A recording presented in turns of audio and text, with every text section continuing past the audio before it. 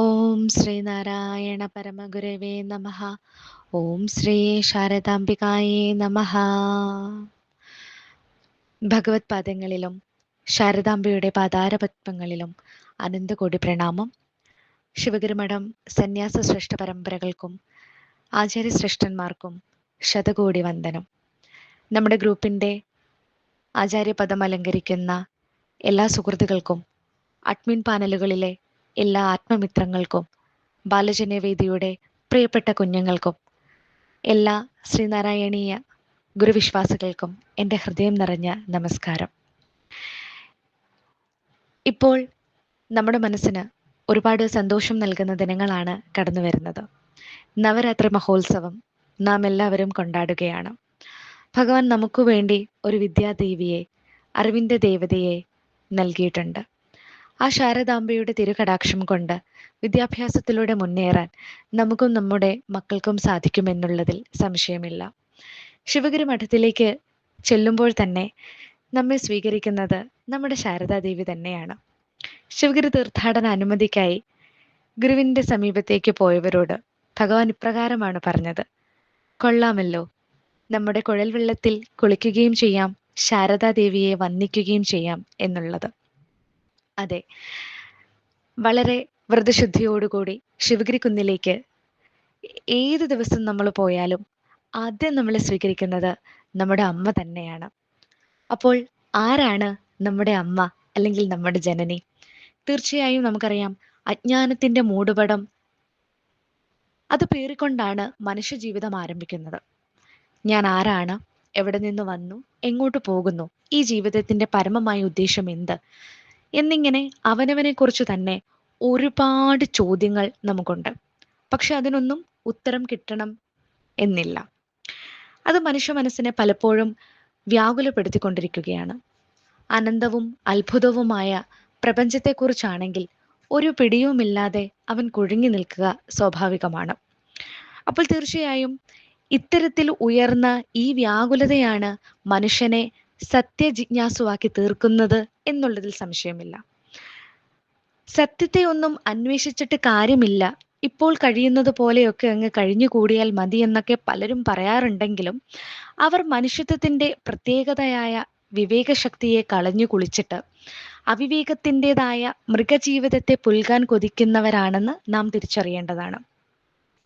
ഇപ്പോൾ നാം അന്വേഷിച്ചു കൊണ്ടിരിക്കുന്ന ആ സത്യവുമായി മുന്നോട്ട് പോകുക, അത് നമ്മുടെ ഉത്തരവാദിത്തമാണ്.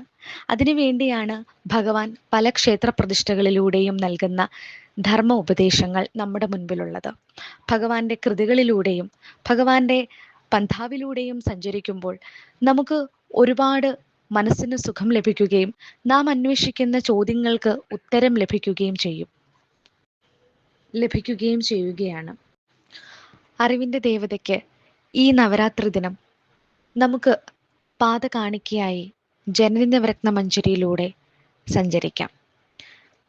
നമുക്കറിയാം, 9 ശ്ലോകങ്ങൾ അടങ്ങുന്നതാണ് ജനനി നവരത്ന മഞ്ജരി.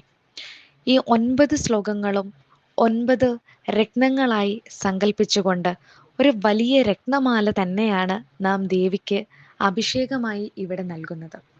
ഇതിലെ 1-ാം ശ്ലോകത്തിൻ്റെ വ്യാഖ്യാനമാണ് എന്നിൽ നിക്ഷിപ്തമായിരിക്കുന്ന കർത്തവ്യം. 1-ാം ശ്ലോകത്തിലേക്ക് നമുക്ക് പ്രവേശിക്കാം. ഒന്നായ മാമതിയിൽ നിന്നായിരം ത്രിപുടി വന്നാശു തന്മതി മറന്ന്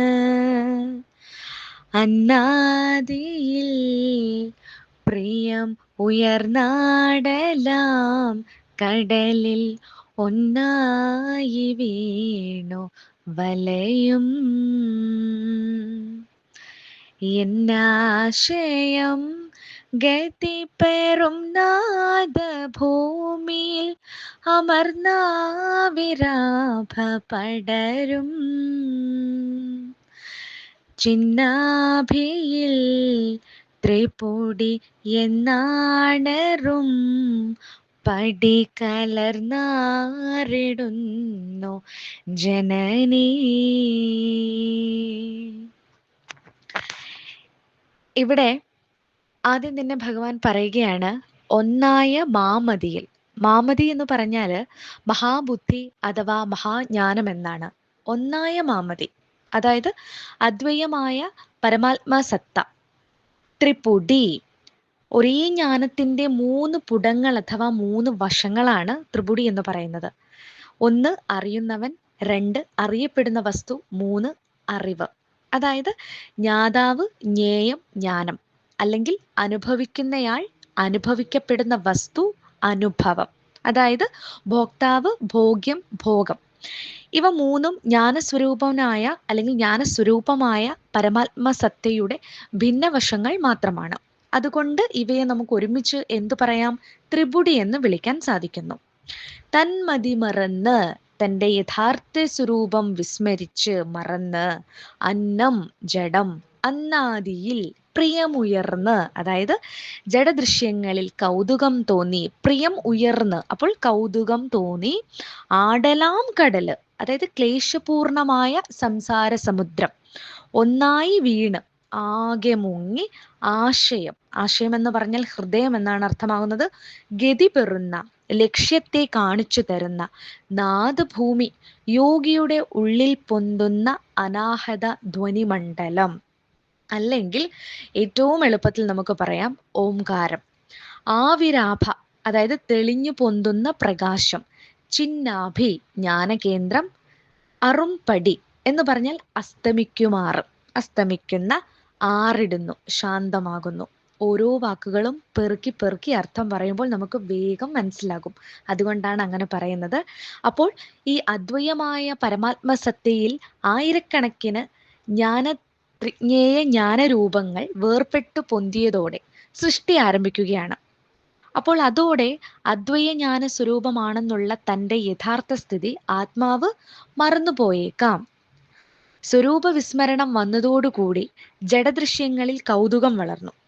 അതിൻ്റെ ഫലമായി ക്ലേശം നിറഞ്ഞ സംസാര സമുദ്രത്തിൽ തലവരെ മുങ്ങി വലയാനിടയുമായി. അങ്ങനെയുള്ള എൻ്റെ ഹൃദയത്തിന് സത്യസ്വരൂപത്തെ കാണിച്ചു തരുന്ന നാദഭൂമിയിൽ അലിഞ്ഞു ചേർന്ന് പ്രപഞ്ചത്തിൻ്റെ കേന്ദ്രസ്ഥാനമായ ജ്ഞാനസത്തയിൽ ത്രിപുടിയെല്ലാം അസ്തമിച്ച് ഏകീഭവിക്കുവാൻ അല്ലയോ അമ്മേ എന്നാണ് ഭാഗ്യമുണ്ടാവുക എന്നാണ് ഗുരു ഇവിടെ നമുക്ക് പറഞ്ഞു നൽകുന്നത്. അപ്പോൾ തീർച്ചയായിട്ടും നമ്മുടെയൊക്കെ ബുദ്ധിയിൽ അല്ലെങ്കിൽ നമ്മുടെയൊക്കെ ജീവിതത്തിൽ ക്ലേശമയമായ ഈ സംസാര സമുദ്രമൊക്കെ മറന്ന് അതൊക്കെ മറികടന്ന് മുന്നോട്ട് വരണമെന്നുണ്ടെങ്കിൽ സത്യം അറിഞ്ഞിരിക്കുക അത്യന്താപേക്ഷിതമാണ്. നമ്മളൊക്കെ സത്യദർശികളായി മാറുക. അതിനുവേണ്ടി ഈശ്വരനെ കൂട്ടുപിടിക്കുക.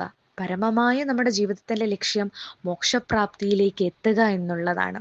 ദൈവദശകത്തിൽ നമ്മൾ പറയുന്നുണ്ടല്ലോ, ആഴണം വാഴണം നിത്യം വാഴണം വാഴണം സുഖം. എന്നും നമ്മളോടൊപ്പം വാഴേണ്ടത് സുഖം തന്നെയാകണം, സുഖികളാകണം. പരമമായ മോക്ഷത്തിലേക്ക് സായുജ്യത്തെ അടയുവാൻ നമുക്ക് സാധിക്കണം. ഇതാണ് നമ്മുടെ ജീവിത ലക്ഷ്യം. ആ ജീവിത ലക്ഷ്യത്തിലൂടെ മുന്നോട്ട് പോകുമ്പോഴാണ്, അല്ലെങ്കിൽ ഈശ്വരനെ മുറുകെ പിടിച്ച് മുന്നോട്ട് പോകുമ്പോഴാണ് ഇത്തരത്തിലുള്ള സായുജ്യം എന്ന ലക്ഷ്യത്തിലേക്ക് നമുക്ക് എത്തിച്ചേരുവാൻ സാധിക്കുന്നത്. അതിന് ഭഗവാൻ ഒരുപാട് കൃതികളിലൂടെ നമുക്ക് അവസരം നൽകുന്നുണ്ട്. അതിലൊന്നാണ് ദേവിയെ പുകഴ്ത്തി പാടുന്ന രീതിയിലുള്ള ജനനി നവരത്ന മഞ്ജരി. ശ്ലോകം 1 പറയുന്നത് പോലെ എല്ലാം ഈ അദ്വയമയ ആയിട്ടുള്ള ഈ പരമാത്മസത്തയിൽ നമ്മൾ കിടന്ന് ഉഴലുകയാണ്.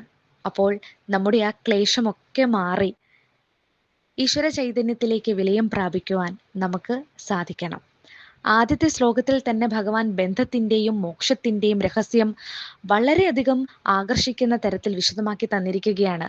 അപ്പോൾ മോക്ഷപ്രാപ്തിയിലേക്ക് നമുക്ക് എത്തണമെന്നുണ്ടെങ്കിൽ തീർച്ചയായിട്ടും ഈശ്വരൻ്റെ അനുഗ്രഹം കൂടിയേ മതിയാകൂ. അതിന് അമ്മേ ജനനി എന്നെ അനുഗ്രഹിക്കണേ എന്നൊരു പ്രാർത്ഥനയാണ്, ഒരു അർച്ചനയാണ് 1-ാം ശ്ലോകത്തിലൂടെ ഭഗവാൻ നൽകുന്നത്. ഇനിയുള്ള ഈ ബാക്കിയുള്ള ഈ 8 ദിവസങ്ങളിലും ഇതുപോലെ തന്നെ ഓരോ ശ്ലോകത്തിൻ്റെയും അർച്ചനകൾ നാം നമ്മുടെ ശാരദാമ്മയ്ക്ക് സമർപ്പിക്കുകയാണ്.